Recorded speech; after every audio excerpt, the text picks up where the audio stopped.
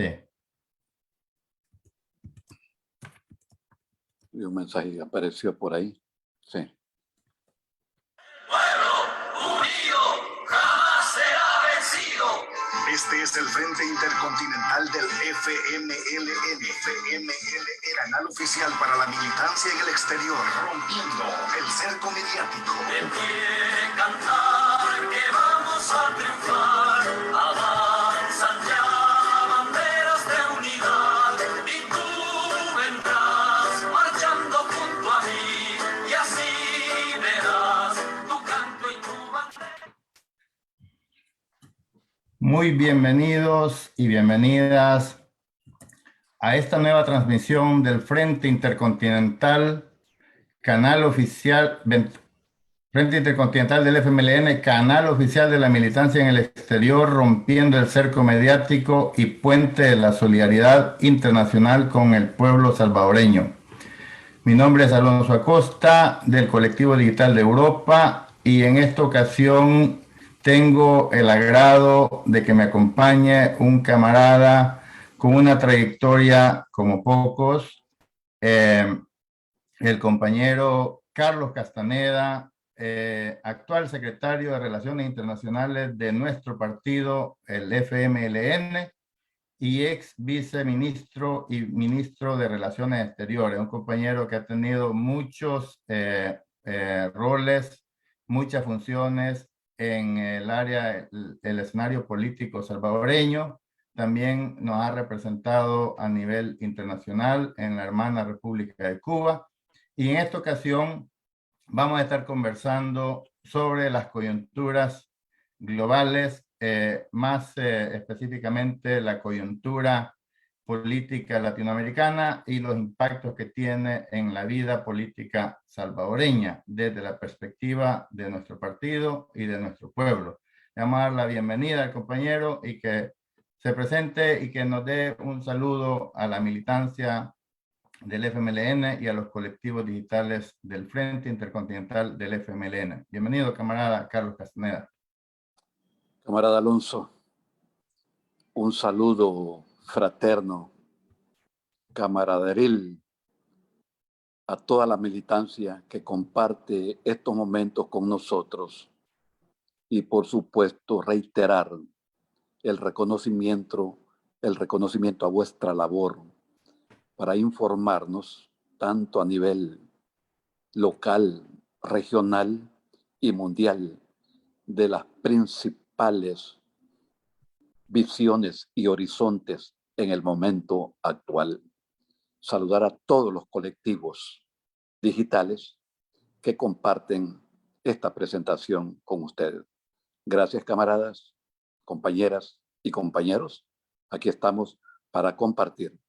Pero sí quiero reconocer que no nos perdemos las entrevistas que se hacen a las diferentes latitudes, compañeras y compañeros, poniendo el dedo en la llaga y sin perder el acelerador para medir los tiempos y los procesos.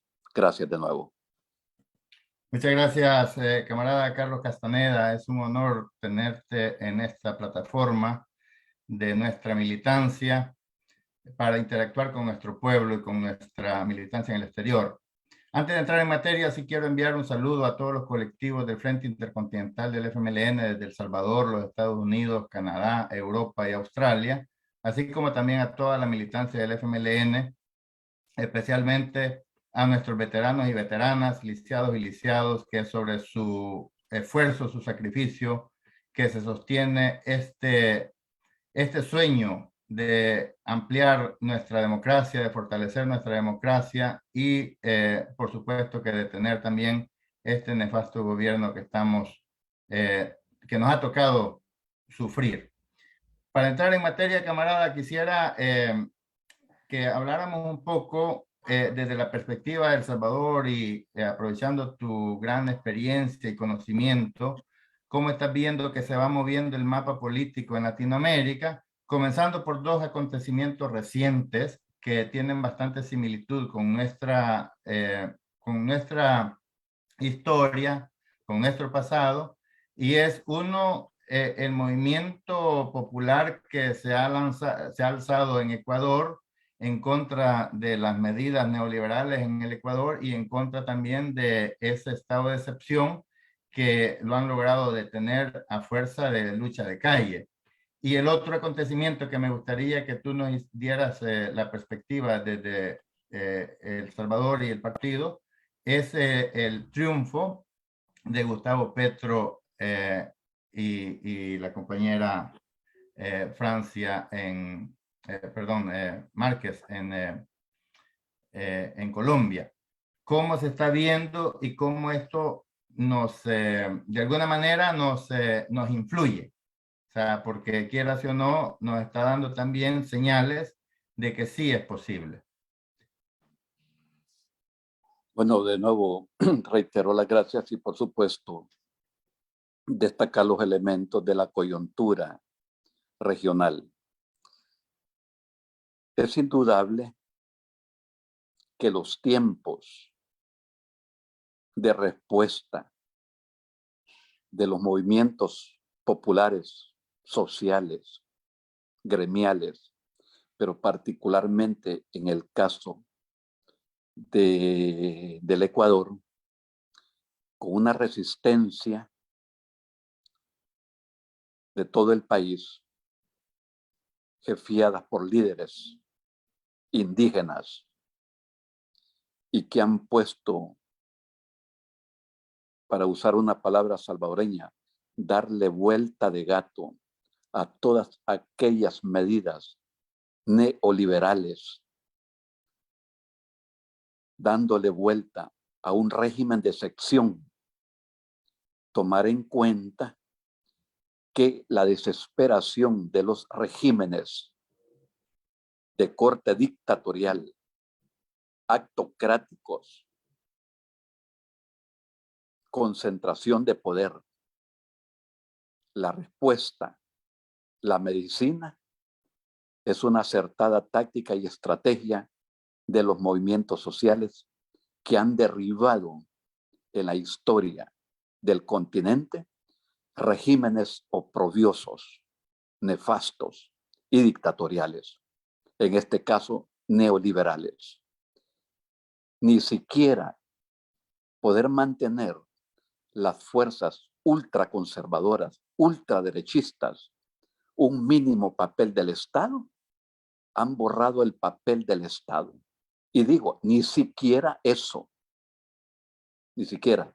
Y esto es el colmo ante las reivindicaciones nacionales, populares, gremiales de la sociedad en sus diferentes composiciones.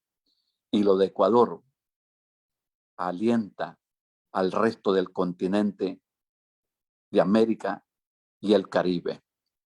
Y en ese sentido, compañero Alonso, hemos visto en los últimos 3 años, y aunque tú lo expresaste, pero ¿acaso no fueron 2 años de mecateo del movimiento también popular social en Chile? Es decir, las victorias, los triunfos están precedidos, las victorias están precedidas de un amplio contingente de fuerzas de izquierda, sociales, progresistas, de izquierda. Y yo quiero expresar, en el caso de El Salvador, y acaso los años 70 y antes del 70, no creció aquel almácigo de organizaciones gremiales, sindicales, populares, incluso campesinas, agrícolas, sindicatos, y que puso en jaque en aquel momento a la dictadura. ¿Por qué América Latina, hoy en el caso de Chile, de Ecuador particularmente, dan al traste? ¿Dónde reside la fuerza? En la gente, en los movimientos populares. ¿De dónde se han nutrido las fuerzas combativas? De los movimientos sociales, de los movimientos populares. Eso es casi una ley que hay que tomar en cuenta siempre, no obviarla. ¿De dónde viene el semillero ¿De dónde se nutrió en el caso de El Salvador la fuerza revolucionaria? Si no hubiese sido aquel exitoso movimiento huelguístico, particularmente de los sindicatos, y lo recordamos, de los maestros. Y al finalizar o empezar este siglo, las huelgas médicas, las marchas blancas. Y ese es un denominador común a lo largo de la resistencia en el continente americano, en América Latina y el Caribe. Sin importar las características, el modus operandi de las fuerzas represivas, los pueblos se enfrentan en sus diferentes expresiones sociales, gremiales, comunales, sindicales, la clase media. Y ese es el caso del Ecuador. Por eso debemos de tomar en cuenta, y los tiempos de respuesta se acortan, no son largos. Y eso obedece al tema de la dialéctica. Nada permanece estático. Yo me muevo, yo respondo, yo resisto, porque están conculcando los derechos elementales de la gente, de la población, de la ciudadanía. Y Ecuador, después de un tramo de tiempo de la revolución ciudadana, se enquistó del nuevo el neoliberalismo. Pero la gente dio respuesta prontamente. ¿Y acaso el caso de Bolivia, después del golpe de Estado? En un año, las fuerzas indígenas, las fuerzas sociales, dieron al traste también con el montaje del gobierno de facto, con el gobierno neoliberal. ¿Qué queremos decir entonces, Alonso? Que América Latina está dando por doquier y está cambiando el mapa político de la región de América Latina y el Caribe. Yo quiero compartir estimado Alonso, porque en el caso de América Latina y el Caribe, hay 90 millones de personas en extrema pobreza. ¿Y qué quiere decir ese dato? No es una cifra aislada, no son estadísticas aisladas. Eso tiene que ver con las coberturas sociales que no existen en muchos de los países y que se las tuvieron en algún momento, fueron desmontadas por estos gobiernos nefastos, oprobiosos, neoliberales y dictatoriales. Pero tú dijiste también el caso de Colombia. ¿Y acaso por qué esta no es una victoria de América Latina y el Caribe? Esta no es una victoria que la felicita el mundo completo. Los movimientos populares sociales desplegados en Europa, en Asia, en Oceanía y particularmente en nuestra región latinoamericana y caribeña. Yo no quiero dejar de mencionar el esfuerzo para constituir a nivel de estados, a nivel de gobierno. Y eso es un fruto de las fuerzas progresistas, democráticas del momento. La conformación de la CELAC, la Comunidad de Estados Latinoamericanos y Caribeños, tener un espacio propio político, América Latina y el Caribe, y diseñar sus verdaderas propuestas para atacar los diferentes males o maldiciones heredados del salvaje capitalismo y del neoliberalismo. Eso es la CELAC. Y por eso han pretendido golpear a la CELAC. Y no le introdujeron un tumor que se llamó el Grupo de Lima en aquel momento. Por eso. Pero la tendencia ascendente de la lucha también da al traste con estos fenómenos antipopulares. Ecuador lo ha demostrado y Colombia hoy lo hace después de 214 años. Después de 214 años. A veces nos preocupamos por los periodos, por los tiempos, que no vemos la exacerbación necesaria. Pero esto también obedece a acelerar el motor de la dinámica del movimiento popular y social. Así lo hizo El Salvador en su momento. Así lo hizo Nicaragua en su momento. camaradas, el tema de Colombia, y lo quiero reiterar, pero el otro dato es que, estimado Alonso, 90 millones de personas en América Latina y el Caribe viven en extrema pobreza. Ahí están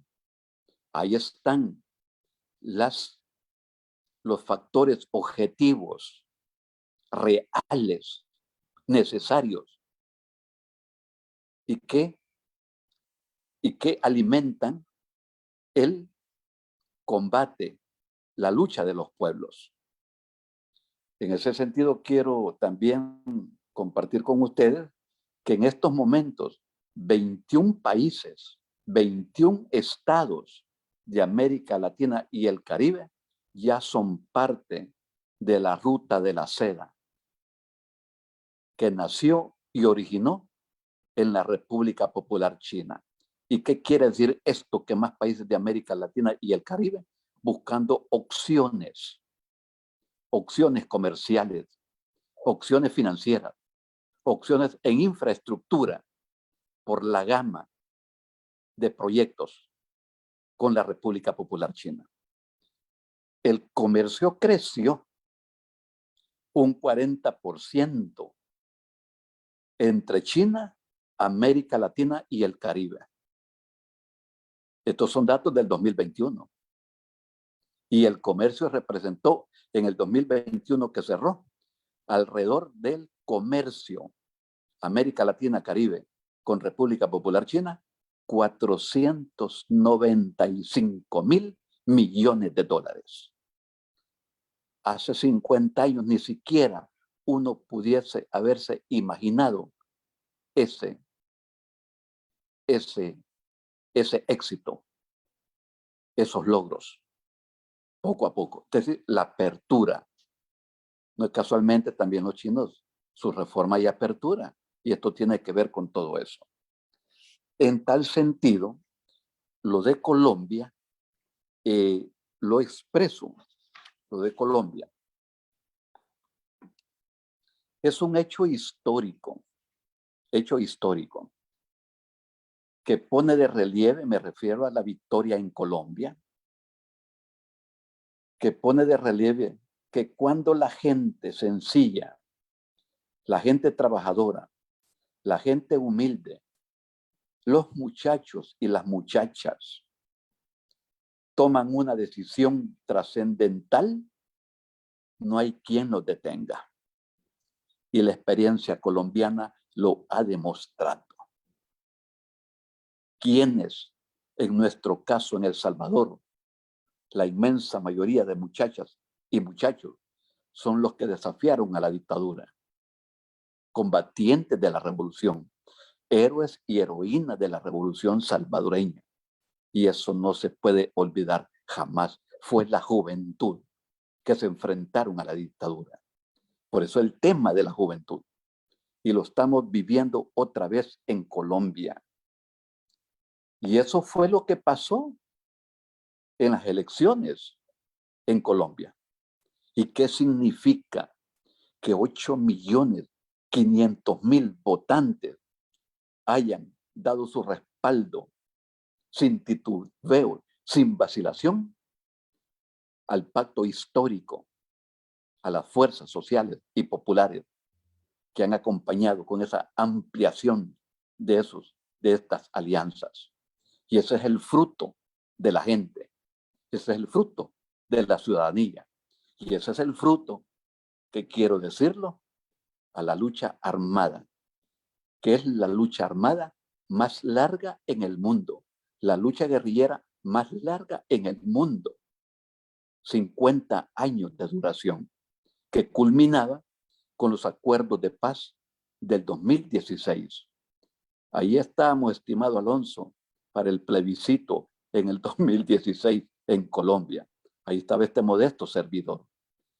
Y después del 2016, por supuesto, todos los procesos no son iguales, aunque se persigan los mismos objetivos. El modus operandi de las dictaduras, todas nefastas, todas oprobiosas, atacan por diferentes flancos. y constatamos que después de los acuerdos de paz en Colombia, más de 1000 líderes sociales, cuadros políticos han ofrendado su vida. Después de los acuerdos de paz, 300 cuadros de las FARC han sido asesinados en Colombia, de los acuerdos de paz hacia estos momentos. ¿Y por qué entonces no situar en su justa dimensión esta victoria histórica? ¿Qué dijo Colombia? Basta ya, basta ya. Necesitamos un cambio de veras. La oligarquía colombiana es de las oligarquías más rancias, más nefastas del continente. Y este es un golpe a la oligarquía. Recordamos en un seminario que tuvimos y cuando se hablaba de los paramilitares. Y en el tiempo de que Uribe fue presidente de Colombia, ni más ni menos que aparecieron la actualización de 800 pistas de aterrizaje. ¿Y estas pistas para qué servían? ¿Qué se trasladaban de esos lugares intrincados en la selva? Ese dato es así.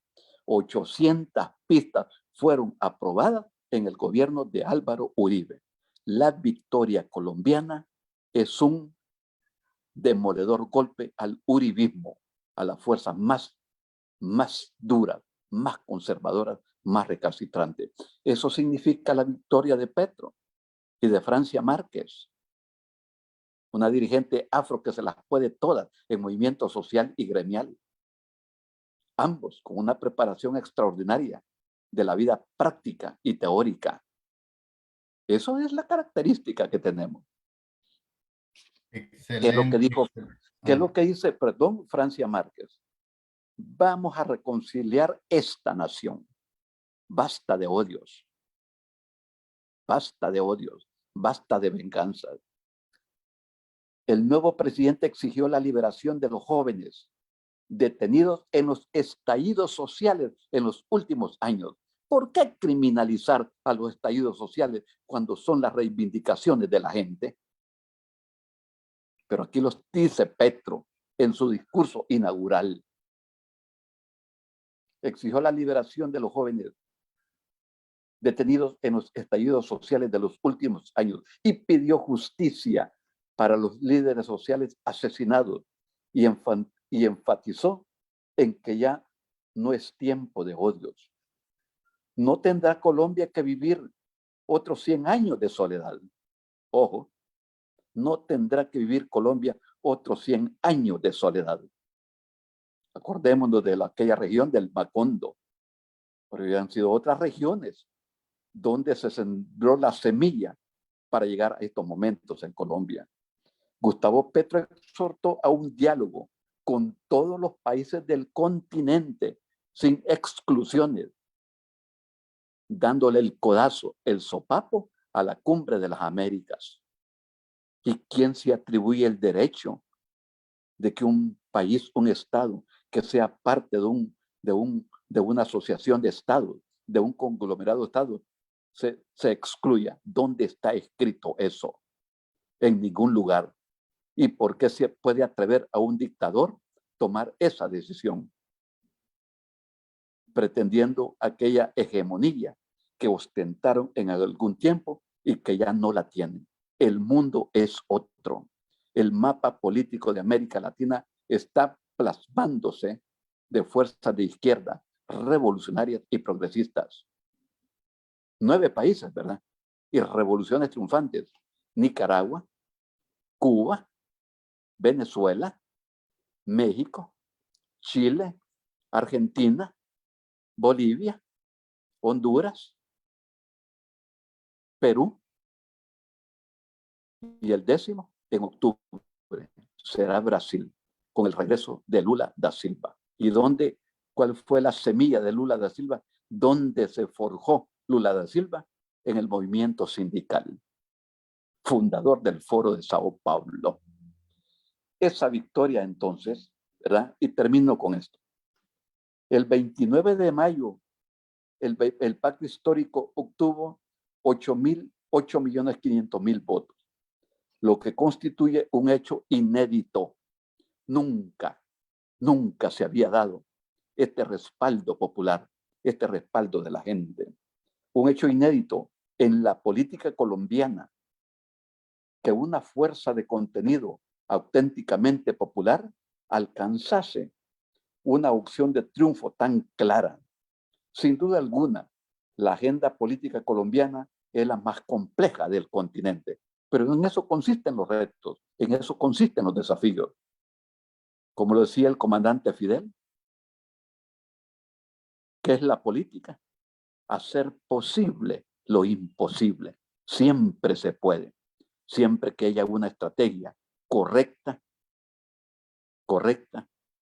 y pensada. De eso se trata. Me refiero en esos términos, pues, un poquito de Chile, un poco de Ecuador y un poquito más de Colombia, lo que significa esa victoria trascendental y estratégica. ¿Y acaso Gaitán no salió del Partido Liberal y rompió con los liberales? Ojo a Gaitán, año 53.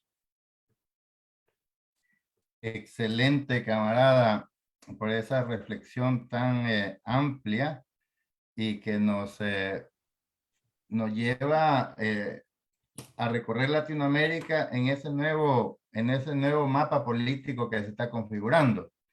Y bueno, tú has dicho tantas cosas interesantes que es difícil identificar una mejor que otra, pero yo quisiera tocar una que tú dijiste, que esto es un proceso en la dialéctica del desarrollo de los pueblos.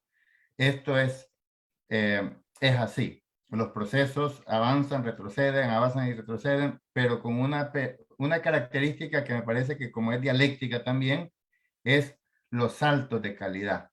O sea, el movimiento popular que estamos viendo ahora en Latinoamérica lleva un salto de calidad mucho más avanzado que el que tenían hace 10, 15 años. Y por eso estas fluctuaciones y que ahora con esa interacción, tú lo decías, ya tenemos 9 países y en octubre tendremos el 10º país de Latinoamérica que se alineará a la corriente de izquierda progresista. Y esto haciendo una referencia a unas declaraciones que daba Jair Bolsonaro en los Estados Unidos esta semana, que le advertía a los Estados Unidos de que si ganaba Lula, los Estados Unidos quedaba completamente solo porque el mapa latinoamericano se teñía de rojo. Eso es una advertencia también para todos esos gobiernos de derecha que ya tienen sus días contados, por muy hábiles que sean en la retórica y en la demagogia, pero tú dabas un dato que, o sea, también es espeluznante. Es espeluznante cuando tú dices de que hay 90 millones de seres millones. humanos en extrema pobreza en Así es. nuestro continente. Eso es terrible. Eso es digamos, eso es lucha de calle, directa, por la sobrevivencia. Y decía, haciendo una referencia también a la escala, a la pirámide de necesidades de Maslow, que no recuerdo exactamente quién lo decía, pero decía que si uno se encuentra en la escala más baja de la pirámide de necesidades, uno es capaz de matar por la sobrevivencia. Pero si uno se encuentra en en el escalón más alto de la pirámide de necesidades, que es el autodesarrollo, la autorrealización, uno es capaz de morir por sus ideales. Y yo hago esta comparación porque, digamos, estos 90 millones de hambrientos en Latinoamérica serán las masas hambrientas que se asaltarán, se tomarán el cielo por asalto, se tomarán el poder. Y es ahí donde los movimientos revolucionarios que tienen claridad política y conciencia de clase y tienen una ruta clara de transformación social para poder solventar justamente esa hambre de los pueblos, porque los recursos naturales han sido saqueados y las riquezas han sido distribuidas no equitativamente. Entonces, es ahí donde los movimientos revolucionarios tienen la posibilidad de conducir estos procesos y transformarlos dándole calidad o sea, transformando la cantidad a calidad. Así que yo lo digo porque en este momento, con este panorama que estamos viendo, ya Cuba, Venezuela, ya tendrán un mapa diferente en el que moverse. Venezuela volverá a establecer las relaciones diplomáticas con Colombia y esas diferencias empezarán a disiparse.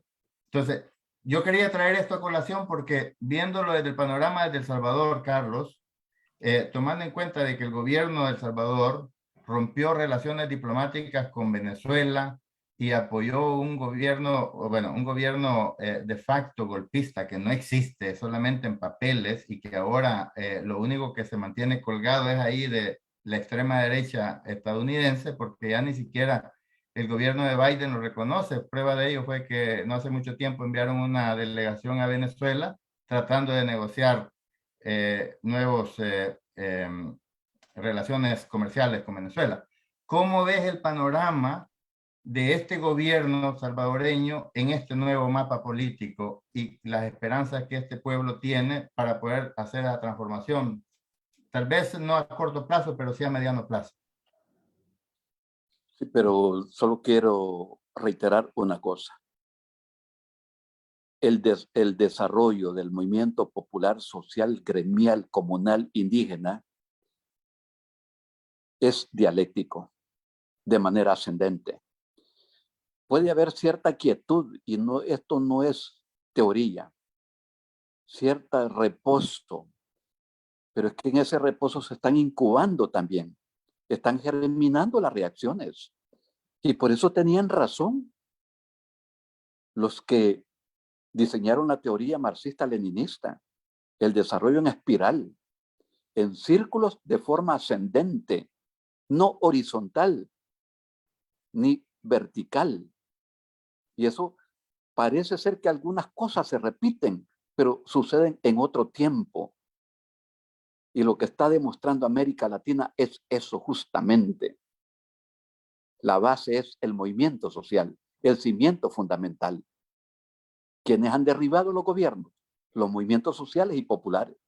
¿Y quién destronó a la dictadura martinista del Salvador, que culminó con la huelga de brazos caídos? Las amplias fuerzas sociales, gremiales de aquellos momentos, y que dieron al traste con una dictadura más oprobiosa. Rescato ese elemento que tú lo dijiste, del movimiento ascendente, permanentemente. Y eso es dialéctico, así se llama. Es una palabra que nosotros debemos de conceptualizar muy bien y todo.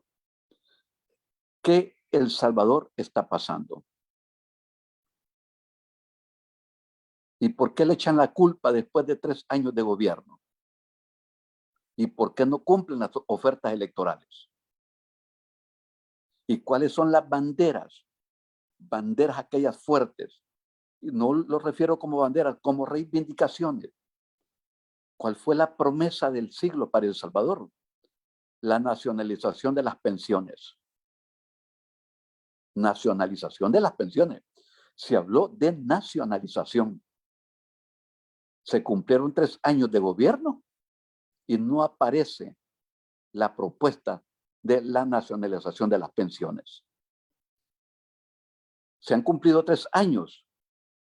¿Y cuál es el desempleo en nuestro país?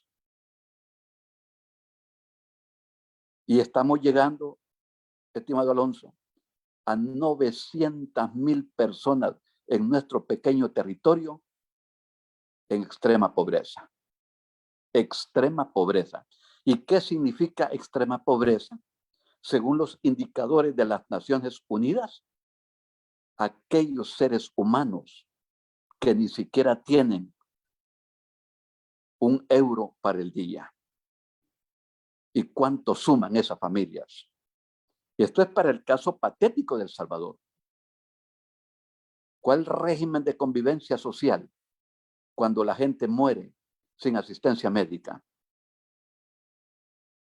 Y el hospital de El Salvador parece una laguna con 2 días de intensa lluvia. ¿Dónde estaban las medidas preventivas? ¿Dónde estaban los estudios de factibilidad para tal proyecto? Que fue parte de la guerra mediática. venderle al mundo y haciéndose pasar como un Estado benefactor. Eso era falso, porque la vida ha ido desmontando esa guerra mediática. Y por eso la gente se está ya desencantando. Y yo quiero expresarlo.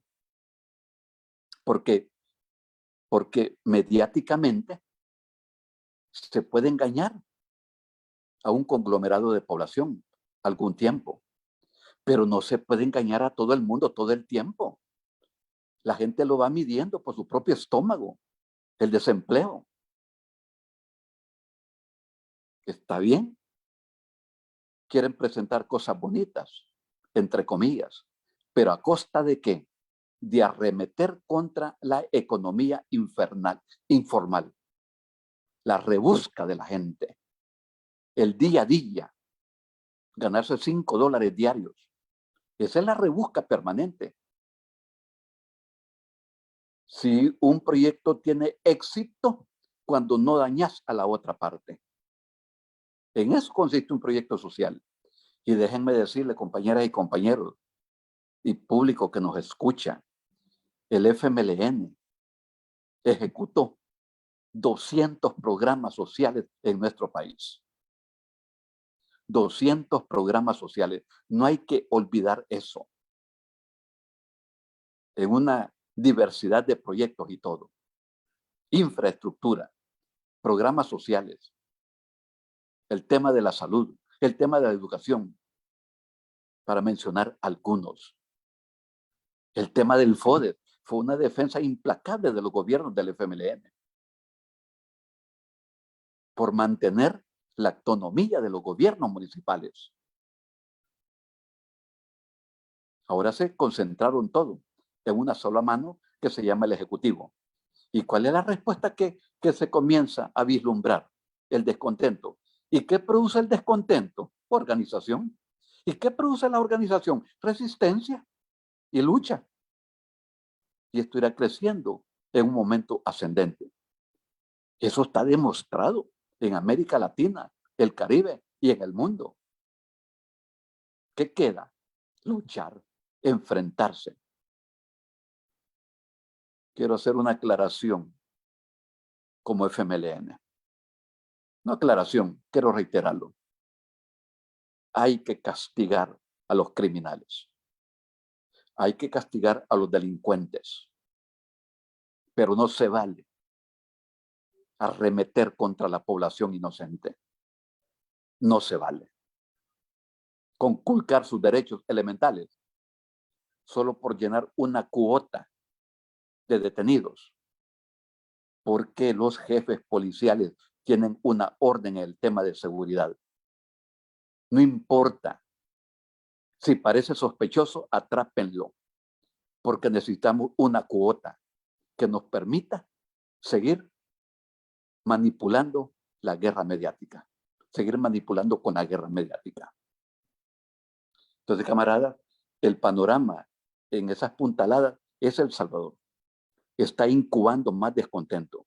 ¿Y por qué se produce el descontento? Porque no han sido cumplidas aquellas ofertas electorales. ¿Qué es lo que quedaba de las instituciones? Por supuesto, nacidas de los acuerdos de paz. La Procuraduría para los Derechos Humanos, hija de los acuerdos de paz. Hoy totalmente diezmada al servicio del Ejecutivo, avalando las políticas arbitrarias del Ejecutivo, el Procurador para la Defensa de los Derechos Humanos. ¿Qué les quedaba? ¿O qué quedaba? En materia electoral, el Tribunal Supremo Electoral.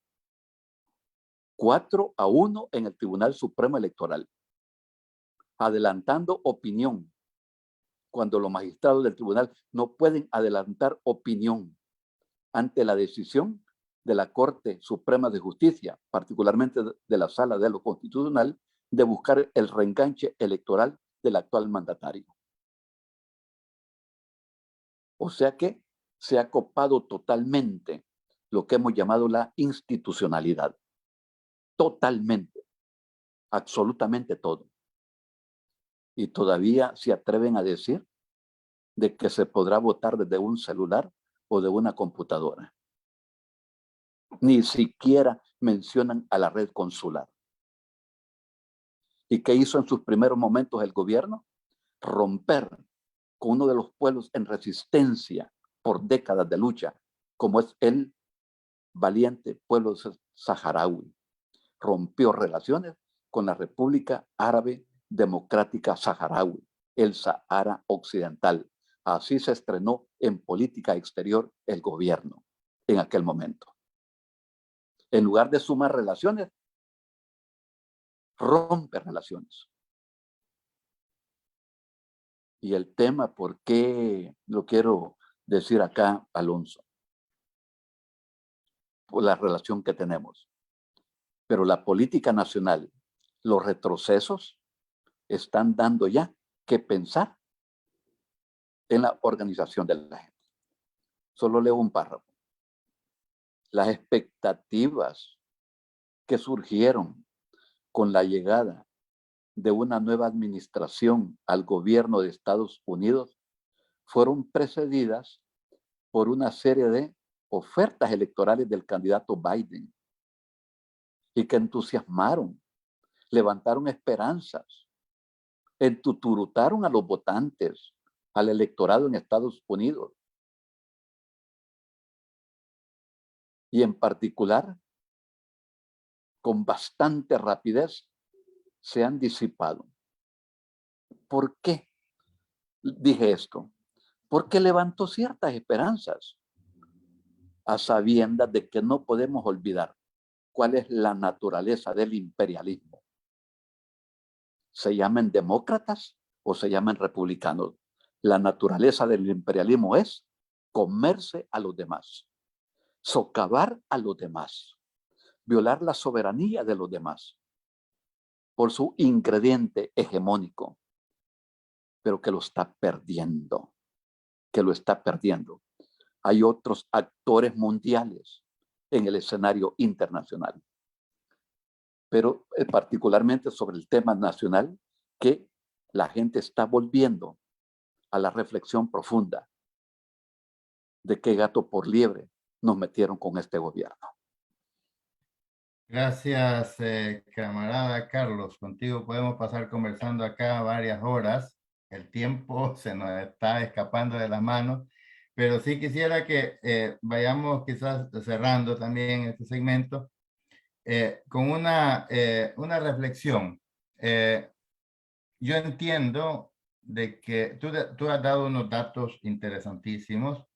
Por ejemplo, el caso de los 200 programas sociales que ejecutó el FMLN, que no es poca cosa, y eso está ya en el comparativo de la sociedad, que está viendo 3 años de este gobierno sin resultados y solamente son campañas mediáticas, pero que la realidad se impone. Y eso es, haciendo un pequeño comercial acá, nosotros como Frente Intercontinental del FMLN nos hemos puesto también ese rumbo de romper ese cerco mediático, porque todo esto que estamos hablando acá, Carlos, esto difícilmente lo escucharán en los medios nacionales, ni siquiera los medios digamos, neutrales, por así decirlo, porque yo creo que no hay medios de izquierda en El Salvador. Por no decir ya todos los medios que están completamente cooptados por el gobierno en esas campañas mediáticas. Quizás el pueblo ni se enterará por esos medios de todas las transformaciones que van avanzando con pie acelerado en Latinoamérica. Y yo creo que una reflexión que sería quizás importante, primeramente, que un sector todavía bastante grande de la sociedad que vivió los años de la dictadura todavía está con vida, sobrevivió a la guerra y ha sido también arquitecto de este espacio democrático que ahora está amenazado, pero todavía no está completamente perdido, es rescatable.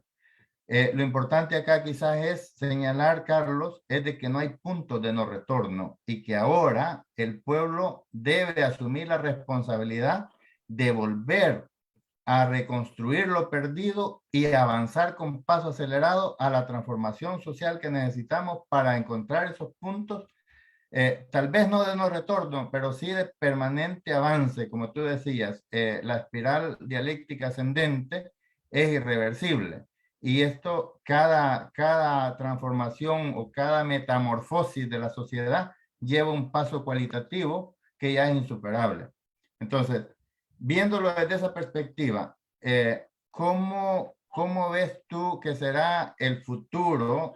Porque me imagino yo que ya con este mapa político latinoamericano volverán a renacer las iniciativas del ALBA, de la CELAC, por supuesto, el CARICOM, el Mercosur, serán instrumentos de intercambio comercial que se fortalecerán y El Salvador irá quedando cada vez más aislado porque es un gobierno que si en algo se caracteriza es de que es diferente al resto de gobiernos, incluso de derecha, porque está asumiendo un rol neofascista, está incrementando los aparatos represivos y tiene lo que tú decías, una permanente persecución a la oposición, bajo la excusa, por supuesto, de que a la criminalidad hay que castigarla, como tú decías, y eso también es importante que este gobierno se vea en el espejo de Honduras, que es uno de los casos más cercanos que tenemos, que también me gustaría que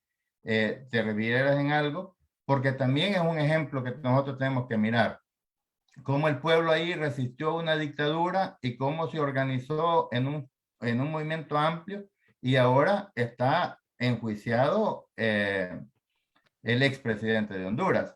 Entonces, ese creo yo que es un espejo que también la derecha salvadoreña debería de verse, que el tiempo no es estático, es un permanente movimiento y será el futuro que le espera porque el pueblo salvadoreño está tomando conciencia de que sí es posible cambiar esos regímenes dictatoriales y sí es posible construir esperanzas como esos 200 proyectos sociales que creó el FMLN.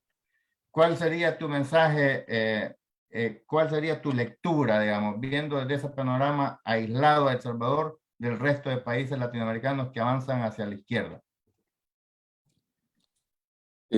Por supuesto de que cuando la gente comienza a leer lo que pasó en 10 gobiernos del FMLN, está la lectura comparativa. Porque si la gente hemos vivido estos más de 1000 días de gobierno, es la palabra odio. Es el ataque inmisericorde, uso esa palabra, inmisericorde, bestial. Y no han dicho cuándo van a comenzar a gobernar. Dicho sea de paso, cuando mencioné los 200 hechos concretos del FMLN, ahí están las obras grandes también en materia de infraestructura, con el destino social de su uso. Es que una pasarela, un puente tiene beneficio social. ¿Ya? Entonces, y si lo vamos midiendo, entonces el desencanto se va produciendo.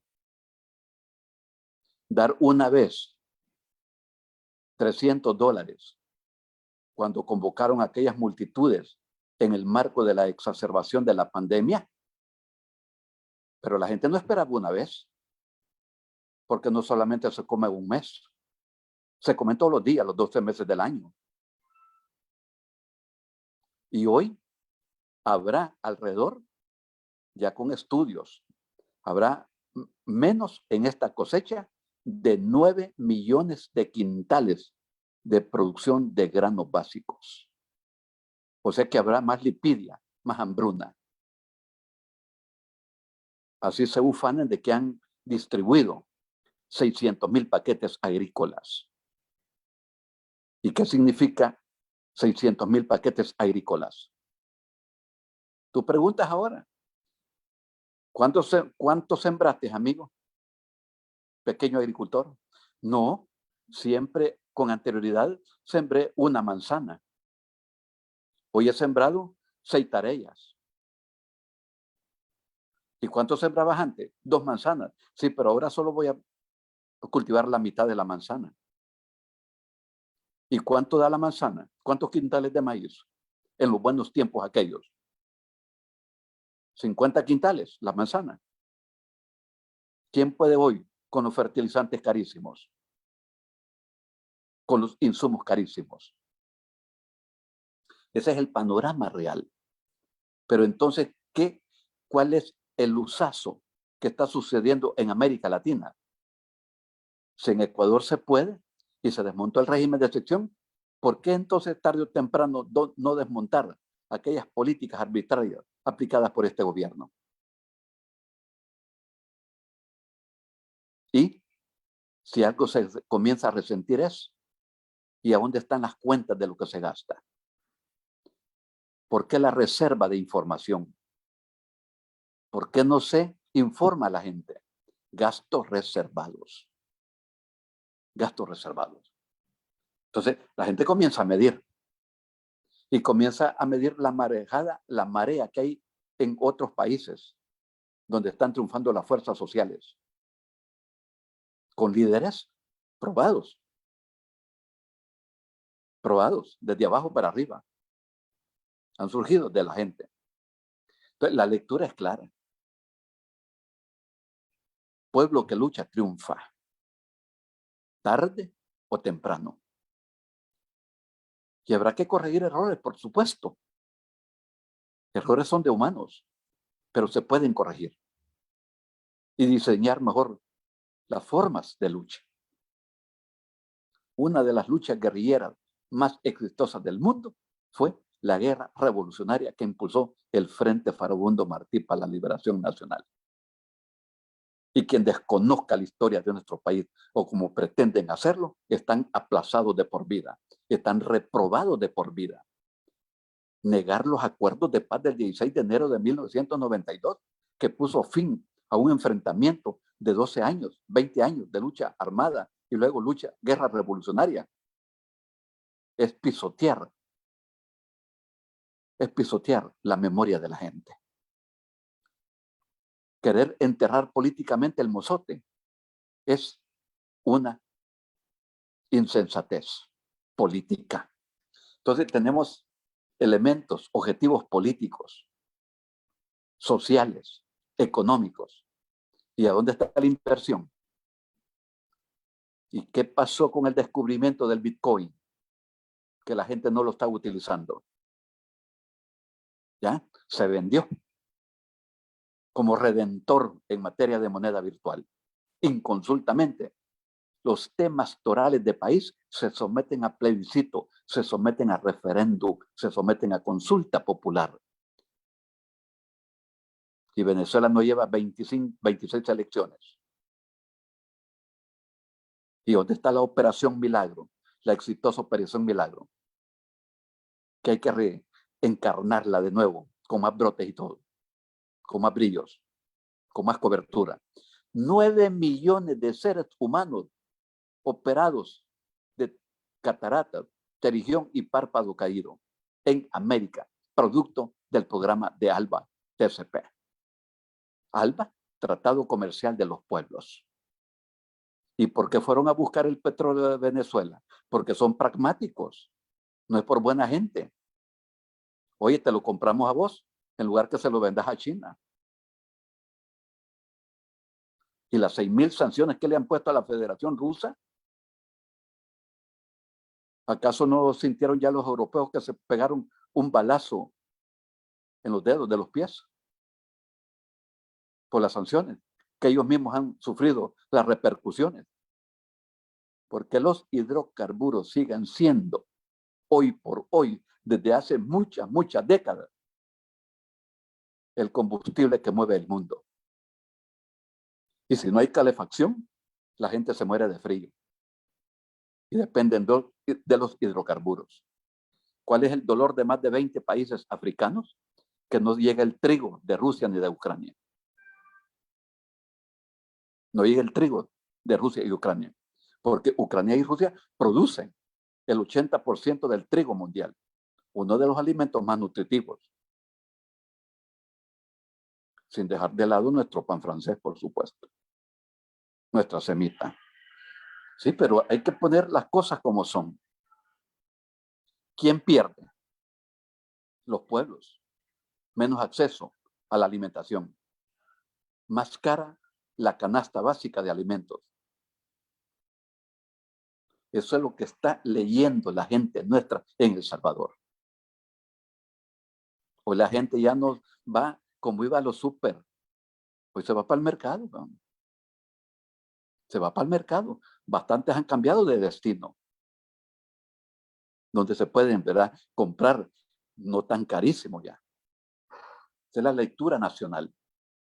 Y cuando aprieta el zapato, hay que cambiarse de zapato. Cuando aprieta la hambruna, hay que luchar y hay que resistir. De eso se trata. Camarada Carlos, el tiempo, como decíamos, conversando contigo, se esfuma. Y estos temas que tú has tocado nos da para que organicemos otro programa y los desarrollemos porque todo tiene, todo se interactúa, o sea, todo se concatena, o sea, todo lo que está pasando a nivel mundial, por supuesto que también afecta todo el panorama latinoamericano y también el panorama nacional, pero será tema de otro conversatorio. Yo sí quisiera que nos vayamos despidiendo. Si algo se quedó en el tintero que no hubo espacio acá, quizás podemos desarrollarlo un par de minutos. Y me gustaría que finalizáramos este conversatorio con un mensaje a nuestra sociedad, a nuestra militancia, porque a mí sí me interesa que le hablemos a la militancia de nuestro partido, pero no a esos sectores sectaristas que andan con rumbos completamente nefastos, o sea, buscando agua para su molino, sino que a esa militancia que le apuesta de corazón a la transformación de la sociedad, siempre abrazando el sueño de nuestros héroes y mártires y rindiendo un homenaje y honor a la sangre de nuestros mártires. Así que para ir concluyendo, camarada Carlos Castaneda. Yo solamente porque, gracias, pero si una cosa hay que respetar en el mundo es al conglomerado de naciones. Nadie puede someter a nadie.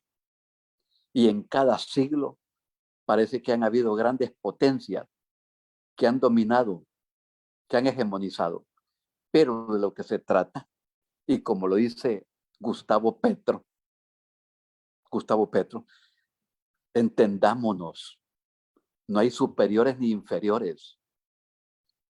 Los BRICS, que es algo interesante, los BRICS, Brasil, Rusia, China, la India, Sudáfrica, tienen el 42% del Producto Interno Mundial. Ojo. ¿Y eso qué dice? Que hay actores con los que se puede entablar en mejores condiciones relaciones económicas, financieras, comerciales, etcétera, etcétera. El respeto a los conglomerados. El ALBA, TCP, los BRICS, la CELAC, AMLO, que fue pieza fundamental en México cuando tuvieron la presidencia pro tempore de la CELAC. Ahora la tiene Argentina. Y Argentina ha pedido su incorporación al BRICS, porque es un polo de desarrollo mundial. ¿Por qué entonces sancionar, declarar sanciones económicas? Cuando los 8.000 millones de seres humanos sobre la Tierra tenemos derecho a vivir el tramo de vida pequeño en relación histórica, a vivir tranquilos y en paz. Y se puede sembrar lo necesario para nutrir a todo mundo. Gracias, aunque sé que no terminamos, pero ¿verdad? Nos queda una patita de cheje para la próxima vez y todo, para seguir abordando esta parte última. La guerra no es entre Rusia y Ucrania, la guerra es contra la OTAN y contra Estados Unidos, por pretender su insensatez de querer tener un dominio que no es de ellos. Y el mundo debe ser de paz y de tranquilidad. Y hay devotos de la paz, pero hay testarudos de la guerra. Y a eso hay que cortarlo también, con medidas de legítima defensa. Esa es la lectura del conflicto de aquel lado. Muchas gracias, camaradas. No, gracias a ti, compañero, camarada Carlos Castaneda. Ha sido un honor haberte tenido en este espacio y esperamos que no sea la última, por supuesto. Vamos a seguir conversando y vamos a traer esos temas que tú manejas muy bien y que le das el contexto justamente nacional para que nosotros como pueblo salvadoreño nos miremos en ese espejo. Agradecemos a nombre del Frente Intercontinental del FMLN, canal oficial de la militancia en el exterior, la participación del camarada Carlos Castaneda, secretario de Relaciones Internacionales y ex viceministro y ministro de Relaciones Exteriores, con una larga trayectoria en la lucha política salvadoreña, en nuestro Frente Farabundo Martí para la Liberación Nacional. Así como también agradecemos a todas las personas que se conectaron y pedimos las disculpas del caso, no haber leído sus mensajes porque el tiempo ya no nos alcanzó, pero sí le pedimos al compañero Carlos que los lea después de la transmisión y si es posible que pueda dar respuesta a algunas preguntas que hay.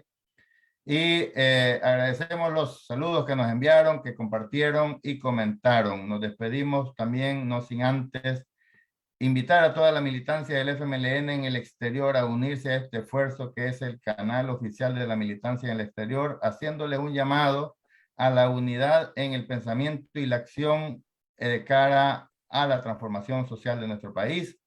Y exigimos también la libertad para las y los presos políticos en El Salvador.